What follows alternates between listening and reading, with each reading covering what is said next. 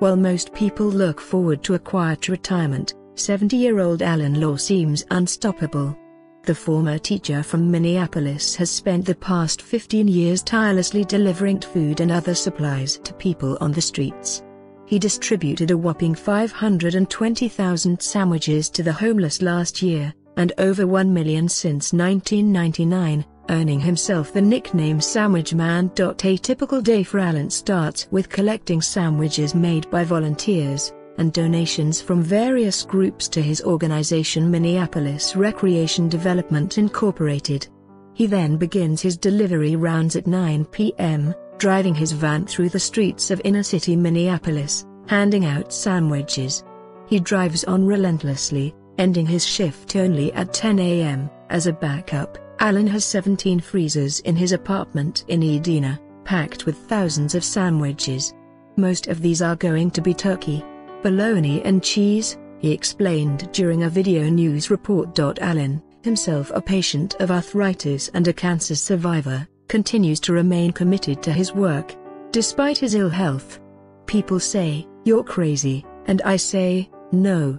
If I was homeless, or if I had a couple of little kids that needed food or something, I would appreciate someone coming, giving a helping hand," he said. Last year, as he was recovering after prostate surgery, he refused to miss a single day of his noble work.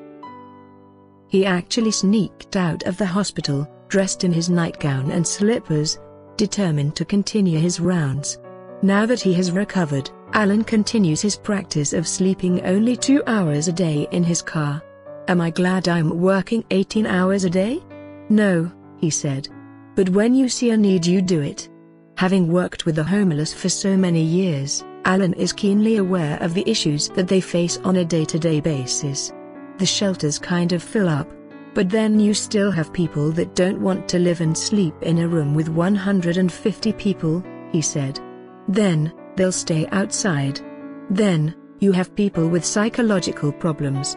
Probably the biggest need other than food is just showing homeless people that someone cares. He starts off by offering them sandwiches, but soon strikes a conversation, asking them questions about what else they need and how he can help them get their life back on track. "My commitment is not to feed people.